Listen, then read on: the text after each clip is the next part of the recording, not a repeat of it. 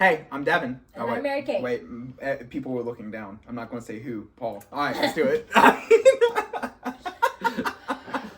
right.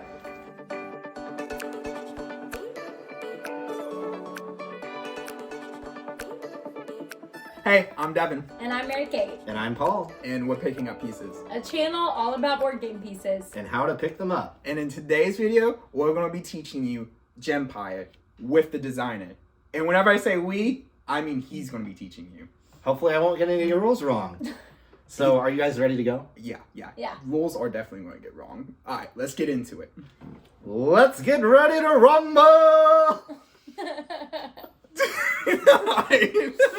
Welcome to this How to Play Gempire video, everyone. In this game, King Zarman is leaving his old capital, and he's leaving it up to you to build a new capital city for him for the Gempire. So you are playing as the lead architect of your city, and you are trying to win his competition by meeting any two of his three demands that he makes at the beginning of the game, which you draw from the deck of Zarman's demands cards. So the first city that meets any two of the three demands wins the game and becomes the new capital of the Gempire. So let's get into how to play this game. I want to take a look at the resource dice first. In this game, you will see two different resources. You will see production, which are the hammers, and science, which are the flasks. The production is these, and the science is kept track of on the science board. So every round in this game has 3 steps. The first one is someone rolls the dice. The second is everybody will choose one action in their planning book at the same time in secret. And then the third step is that you all reveal at the same time and you resolve your action. And then you'll pass the dice on to the next person and you'll start the next round. So let's take this as an example. Let's say we've rolled 2 production and 3 science. So on step 2 of the round, after the dice have been rolled and we're all choosing an action in secret, we have 3 options. We can either take resources, bid on buildings, or upgrade our city. And to take resources, let's do the first action. To take resources, all you're going to be doing is writing what was rolled on the dice in the resource spots in your book. So because 2 production and 3 science were rolled, I'm going to write a 2 and a 3, and that's how I take that action. So when we reveal to each other, I'm going to take 2 coins, and I'm going to move my cube on the science track up by 3. And that's how I would do that action. Now, at the beginning of the game, I cannot hold more than 5 of these coins at one time. So if you max out at 5, you're not allowed to take any more production. You can take as much science as you want, and there's no limit to that. So that is the first action that you can do. So the second action that you can do is you can bid on any number of the buildings that are out in the middle on the building board. So if you want to do that, you're going to be using your production coins, and you're going to know how much production everybody else around the table has. So look at the amount of production they have and use that to decide what you want to do. So if I want to bid, I have 4 coins here. Now, I can bid on any number of buildings, but let's say that I really want B, and maybe I kind of want C. So I'm going to write some bids in here. I'm going to bid 031. So if you are bidding, pay attention to the number on the bottom of the building card, on the bottom right corner. That is the minimum amount of production you have to bid on that card if you make a bid for it. So when we all reveal and show each other what we did, we're going to compare our bids, and the person who bid the highest on each one is going to get that building card. If you tie on a bid with anybody, you'll look to the science track. If your cube is higher, you will win the tie. If you lose any bids, you will lose 1 coin for each bid that you lost. So like, let's say that I won C because no one else bid for it, and I lost B to somebody.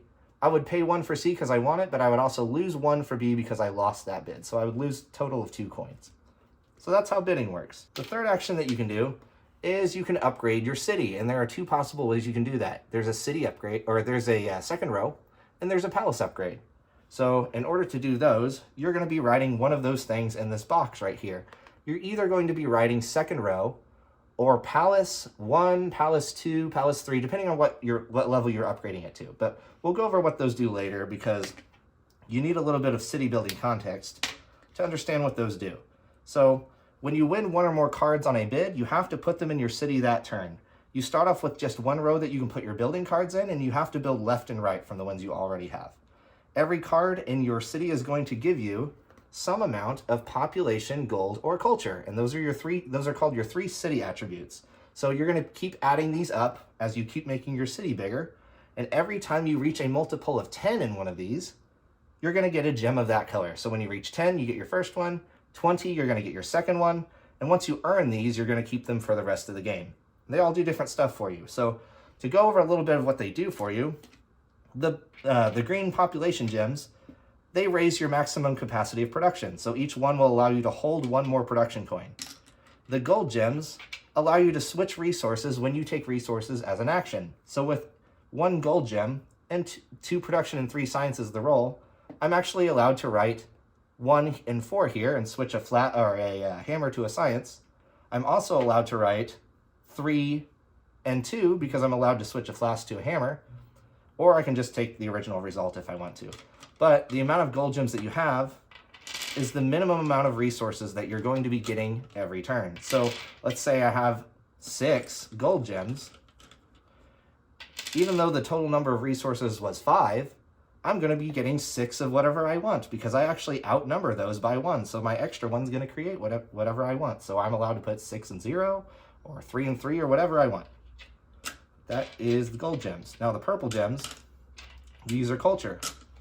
And when you get a culture gem, you have to put it on your culture flag the turn that you earn it.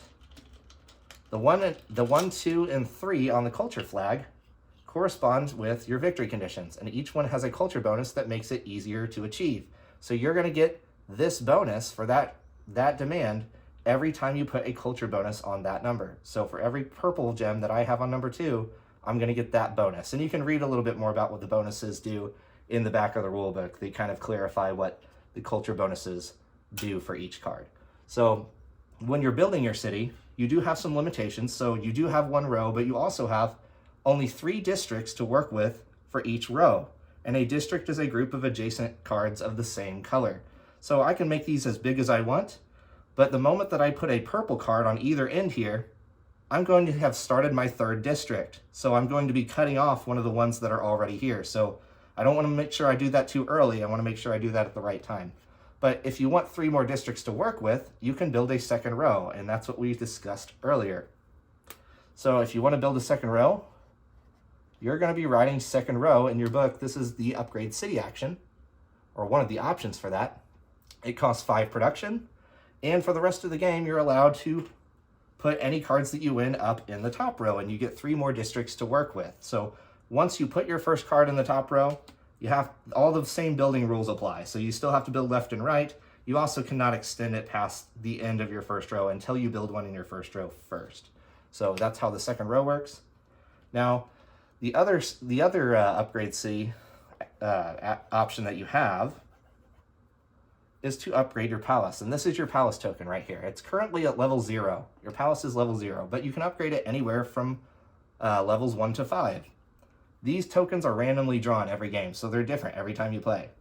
But to upgrade your palace, you're just going to be writing palace here, and then the number of the level that you're upgrading it to. So palace 3 would indicate I'm doing a palace 3 upgrade. Palace level 1 costs 5 production, level 2 is 6 production, so you're going to have the appropriate number of population gems to be able to even pay for the higher levels. But when you upgrade your palace, you're going to get the reward for whatever is on that number and everything under it. So, and you can also skip levels. So if you do not want to go 1, 2, 3, you can skip straight to 3, or I could skip straight to 4 for a total of 8 production. That would give me all of these rewards. So what are you going to get from the palace upgrades? You're either going to get palace diamonds or you're going to get science. So we'll go over what those do. The palace diamonds, when you earn those from upgrading your palace, you're going to put those in your city. So like, let's say I did a level 1 upgrade and got 2 diamonds. I have to put them in my city this turn. I'm going to put them here. The first one that you place can go anywhere, but for the rest of the game, all the diamonds that you place in your city have to go adjacent to ones that already have diamonds.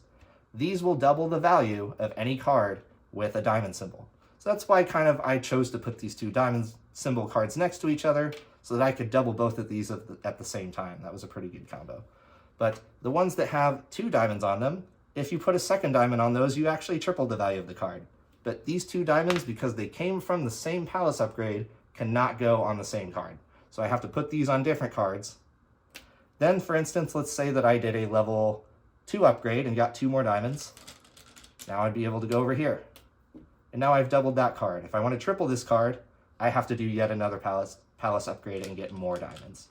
And then I could double that, or triple that one. That's how the diamonds work. And then this reward right here will give you 2 science for every science symbol in your city. So looks like I've only got 1 here. So this reward would only give me 2 science. This reward with the 8 outside the flask, that will just give me 8 science, regardless of how many science symbols I have in my city. So that's the way the palace works. The only other thing we really need to go over is our science board. So through the game, you'll be moving your cube up the science track. This board is cumulative, so think of this as the total amount of research that you've gathered throughout the course of the game. So you will never go down on this track. Remember, this is also the tiebreaker on bidding. But the 5 technologies that you draw randomly from the beginning of the game will be different every time you play.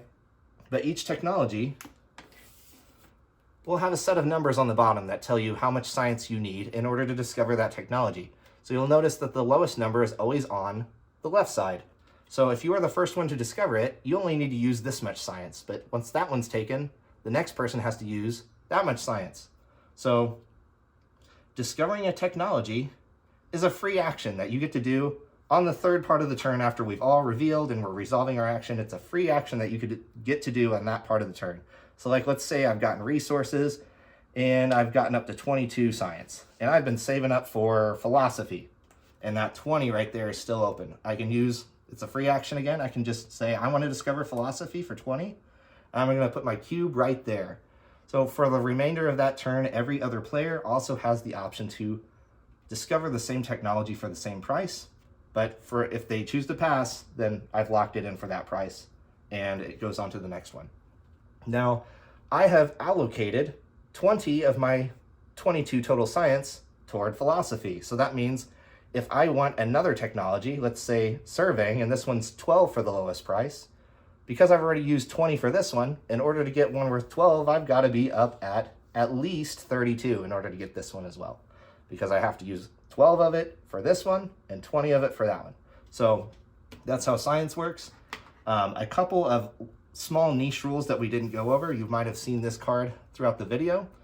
This card is either going to give me 9 gold or 7 culture. And that depends on how I play it in my city. So if I play it with the yellow side on top, it will give me 9 gold.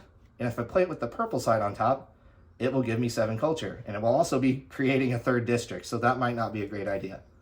But that is how those cards work. Once you choose a side for them, then you cannot move them.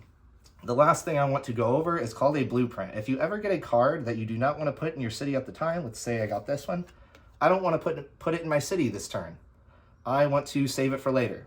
Well, you have one spot called a blueprint. You can save it off to the side for as long as you want as a blueprint, and then when you put it in your city, that will be something you do on the 3rd part of the turn. Then you can do it to another card. You can always do it to one card at a time. So other than that, I do want to go over how you begin the game at the very beginning. So before you even take the first turn, what you're going to do is after everything has been set up, there will be no cities. You will just have everything set up like this. You and everybody around you will get to start off with 5 resources of your choice, and that is split between production and science. So before we even make the first roll of the game, everybody will get to decide on their 5 starting resources split between production and science. You decide that in secret. And then when everybody's ready, you show each other and you get your starting 5 resources. And that's when you would start the game. That's when you would make the first roll, and then you erase what you did, obviously. But that's when you would make the first roll and you would start the first turn of the game. So that's pretty much all you need to know about Gempire. I hope you enjoy it, and thanks for watching.